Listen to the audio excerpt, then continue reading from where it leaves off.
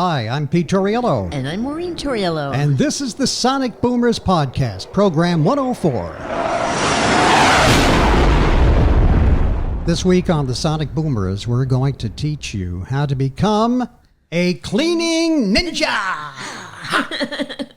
Does that strike fear into you when I do that? Ha!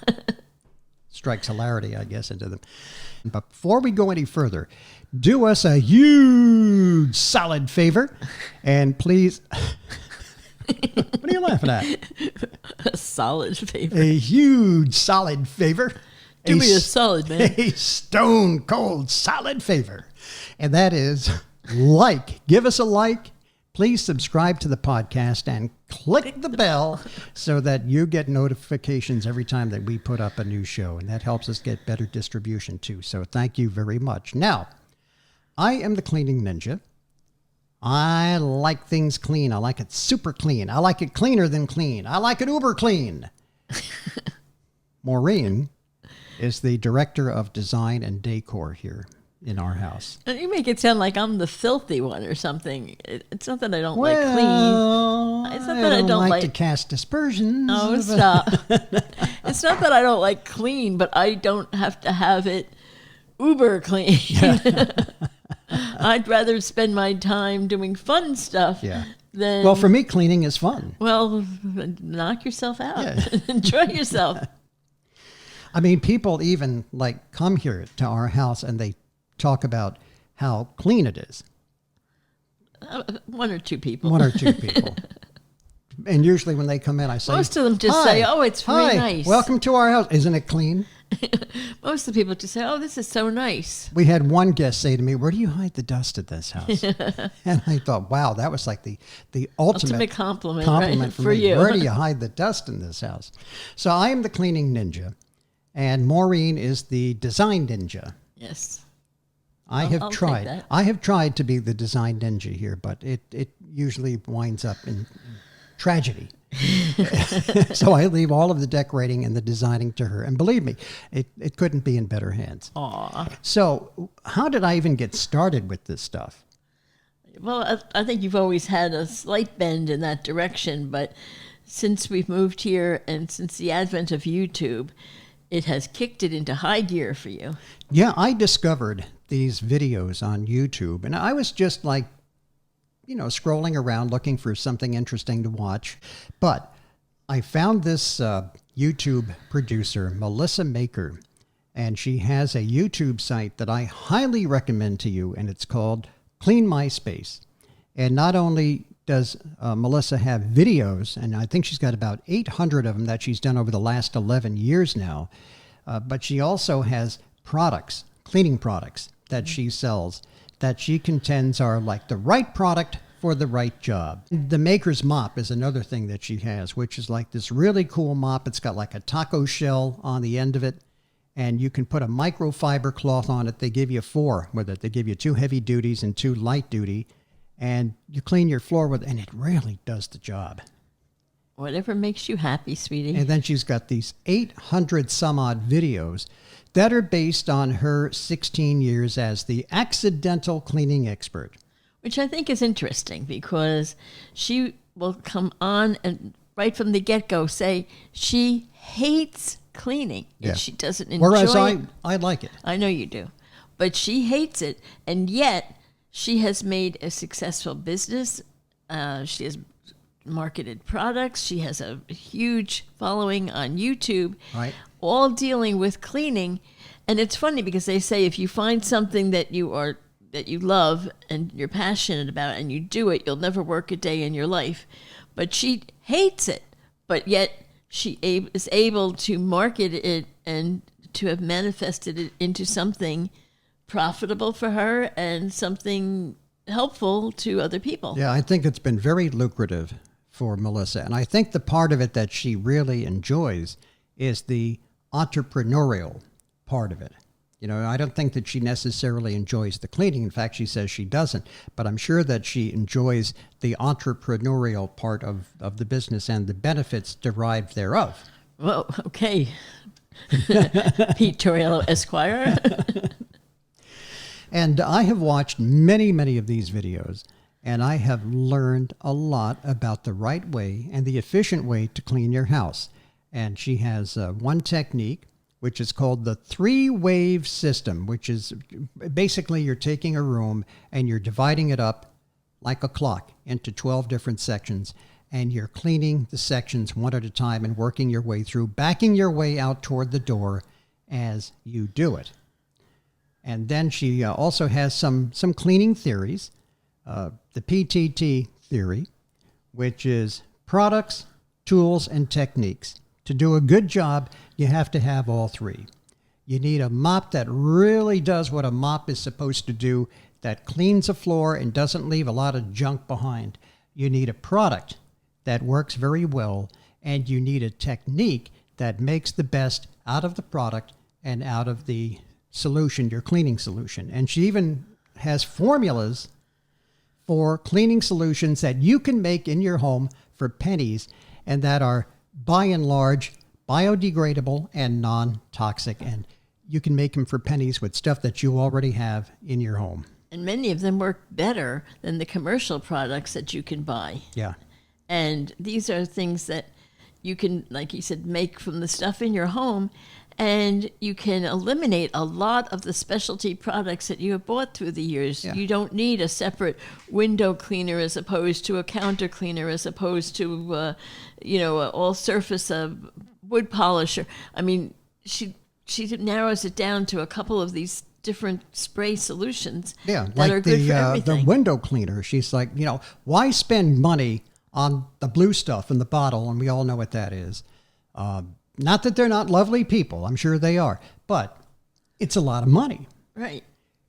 She says, get yourself a spray bottle and make a mixture of 50% white vinegar, 50% water. Boom. You've got yourself a window cleaner, a glass cleaner that won't quit. Mm-hmm. And you use the right microfiber cloth. You probably didn't know that there is a different type of microfiber cloth for different cleaning applications. So one that you might use for dusting is different than the one that you'll use for polishing, is different than the one that you're going to use for cleaning your windows. And by using the right one at the right time, you make your job easier. Yeah. And, why buy paper towels when a nice microfiber cloth will dry your window, your mirror very nicely, or even crumpled up newspaper is very absorbent, and that works out good too. I remember that crumpled up newspaper used to be recommended for the windows, and I'm not quite sure if it had something also to do with the ink or on the page or something as being absorbent or breaks down the... Yeah, I think it's just the paper itself. Yeah, I don't know. Because it's slightly abrasive newspaper, Right, well, because it's made from like... It's almost kind of like a rag. Yeah. It's got a pulp to it. Right.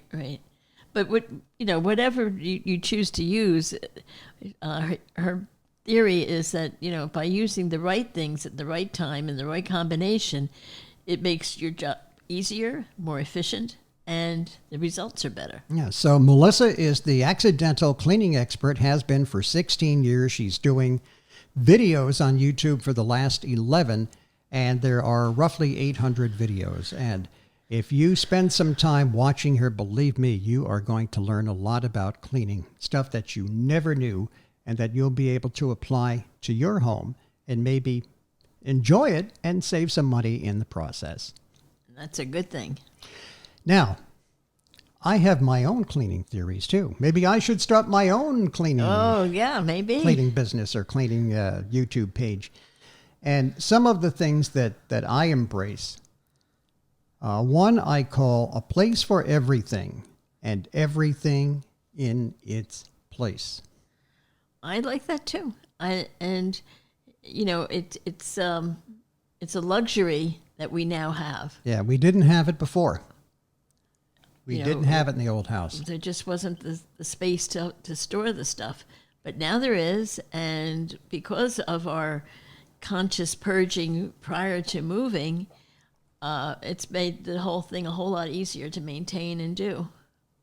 My other theory is that design decor, I kind of put a slash between those two, design and decor and cleaning have a similar function. There is a symbiotic relationship between design, decor, and cleaning. You cannot do good design, you cannot do good decor, attractive decor, if your home looks like a pigsty. If your home looks like a pigsty, you cannot enjoy the decor that you have. Right. So one tends to complement the other. And then I have what I call daily cleans, weekly cleans, monthly clean, seasonal clean. Okay. Daily clean is the stuff that you need to do every day just to keep things neat and tidy. Pick up after yourself. How many times do you go into the living room where you spend maybe a lot of time? I know we all spent a lot of time in our homes, in our living rooms over the last couple of years, of course. And you go into your living room and you've got dishes in there. Maybe you had dinner and you left the dishes out there on the ottoman or on the coffee table. You had drinks, you had coffee, there's paper plates. It's very easy to like leave stuff in the living room and just walk away from it. So one of the daily things that you do is you're getting up, you're going to go to the kitchen. What is in this living room right now, lying around here, that needs to go back to the kitchen? Go pick it up and bring it in. You're going in the kitchen anyway. Yeah. You're going to be on your feet anyway. And you know what? When you get to the kitchen, maybe just throw it in the dishwasher. Right. If it's just a couple of forks and a spoon and a plate, maybe just give it a quick wash, dry it off, put it away. You're done. And now you don't have all of this clutter building up Right. in different rooms in the house. So that would be like a daily clean. Then there's like a weekly clean that I do, which is like countertops, vacuuming the rugs, maybe vacuuming the floor. I actually vacuum our tile floor here because you do get a lot of dirt. You get a lot of grungy stuff. You don't always have to be washing the tile floor. I used to do that every week. Now I do it maybe once a month. But what you can do on a weekly basis is give your tile floor a vacuum and you get up a lot of the dust and a lot of the grungies. Then you have those seasonal cleanings that you do, spring cleaning, fall cleaning. Every 4 months, we replace the filter and the HVAC here. Keeps the air nice and clean and healthy. So that's how I have some of my cleaning regimens broken down. For me, I wouldn't have thought of it that way, but it does make sense. To me, I just look at something and do it as needed. I think you always want your home to be within a 5 to 10 minute pickup. Somebody calls you and says, "Hey, Pete Moraine, I happen to be in the neighborhood. You mind if I drop by for a few minutes? I haven't seen you guys in a dog's age." Now what? Well, if you can do a 5-minute, 10-minute pickup on your house, you're good to go. Yes. You're not in crisis mode. Right. We used to find that when our old house was for sale, right? Tried to sell our house twice. The first time around was unsuccessful, but the first time around we still had all the kids home too, and pets.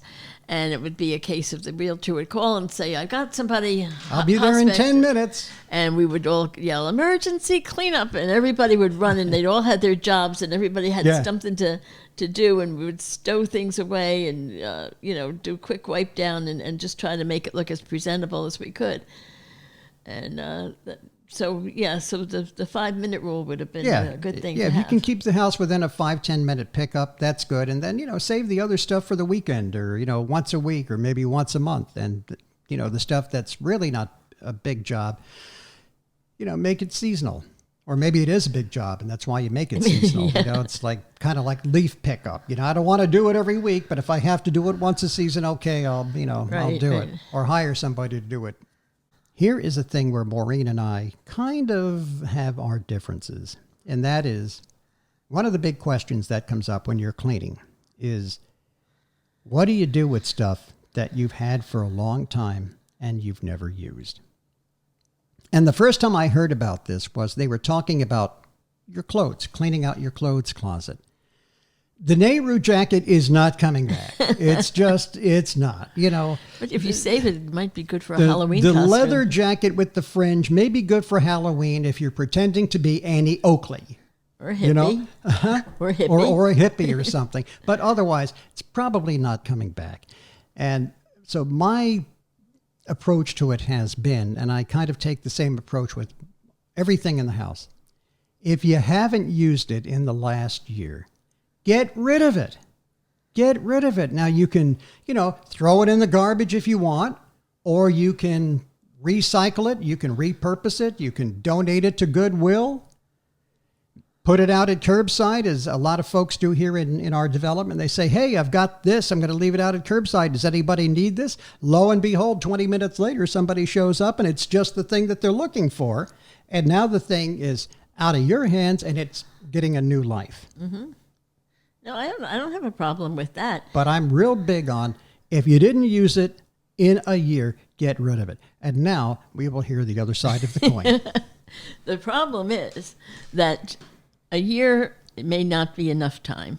It may, because I have all too often gotten rid of something, and I guarantee, and I don't even want it to think of it this way. Ladies and gentlemen, we are now going to bring you the story of the colander. Go ahead. Where I will need it, a week later. It's like almost like kismet or something, because it will happen so many times that I cannot subscribe to the year rule. I just can't. And the colander story, I was making my ziti, and the colander I do use a lot. And I had a colander, and all right, it needed to be probably replaced. The colander looked like, I think it might have been my mother's. It looked like who did it and ran. But it worked, and who sees it? And until I got another one, who cares? But somebody in the family decided that I didn't need it anymore. Now, wait a minute. Now, how do you know I did that? Well, it had to be you or one of the kids, and maybe both. And they decided I didn't need it, and they threw it out and didn't tell me. Code of silence is in effect. Didn't tell me. Now, I've got company coming. I've got a big pot of ziti, and I go to dump the water out. Where's the colander? It was gone. So I had to try to, tip the water. It was horrible. Dump it out a little bit at a time. Yeah. And the other thing was the cheese grater. That's right. The cheese grater with the handle that was broken. Hanging off this side. Using the cheese grater, you were putting yourself at risk. This thing was in such bad shape. No, it had rust on it. No, People would have our didn't. cheese and say, this cheese is very tangy. What is that, Pecco Romano? No, it's rust. No, it wasn't that bad. It wasn't rusty. But it was bent out of shape and stuff. But it's the only one I had. And it was that same day. This is why I think I got mad, because it was like a twofer. The colander was gone, and I was trying to grate the cheese for the ziti, and I didn't have a cheese grater, so I ended up taking a potato peeler, and grating the cheese with the potato peeler. It was a bad day, folks. There were dark clouds over 150 40th Street. It really was. It was not a good day, and that is why I cannot subscribe to the 1 year out theory. Now, here's something that we're dealing with at this very moment, and we would like you to comment down below in the comment section and tell us what you would do. We have a couple of things in the house that maybe need to go, maybe don't. But one of them is this big, gaudy lamp. Those of you that are watching this on YouTube are probably looking at some video of that lamp right now. That was my mom's lamp. It was her pride and joy. It was made in Italy. I'm sure it was quite expensive when she bought it in the 1950s. I think she bought it when we moved to Madison Park the first time in 1955. That lamp was her pride and joy. It was displayed on a big fancy blonde table in the living room, in the picture window. Yes. Now, our picture window, if you're from Madison Park, you know the picture window is in the back of the house. Nobody sees it but the birds. But my mom wanted that in the picture window. Well, my mom got sick, and one of the last things that she had said to me, I think maybe a few weeks before she passed, she was in bed, and I'm like 16 years old. And she says to me, Peter, my mom is from Brooklyn, Peter, I want to talk to you about that lamp. If something happens to me, you do not give that lamp to no one. If you get rid of that lamp, Peter, so help me, I'm going to come back and haunt you. I'll haunt you, Peter. Do not throw out that lamp. Well, a few months later, my mom passes, and my father, in his grief, is having a fire sale at the Torriello house, and everything that ain't nailed down that was my mom's is going out the door. And one of her nieces wanted that lamp. She coveted that lamp. She had lamp envy. And she says to my father, Uncle Pete, I want Aunt Rose's lamp. And Uncle Pete says, oh, of course. Take anything else you want. Why don't you take the light bulbs out of the ceiling while you're here? You can have those too. And I put my foot down. And I said, no, you cannot have that lamp. Well, I became that so-and-so Peter for not parting with the lamp. And in all these 50 some odd years that my mom is gone, that lamp has never been displayed in our house. It has never matched the decor. There is no reason for it to be displayed other than maybe as an honorarium. The trouble is, it doesn't even have a shade because we used to store it out in our garage. And one day something fell on it and the shade got destroyed. Yeah. So we have this gaudy Capodimonte lamp without a shade. And I almost got rid of it once. When we were getting ready to move, I finally said, you know what, maybe it's time for this to go. I'm going to put it outside. I put it out by the curb. Garbage guy was coming the next day. 15 minutes later, I'm out there. I'm sobbing, bringing the lamp back into the house. So one of the things that you could tell us down below is, what would you do in that case?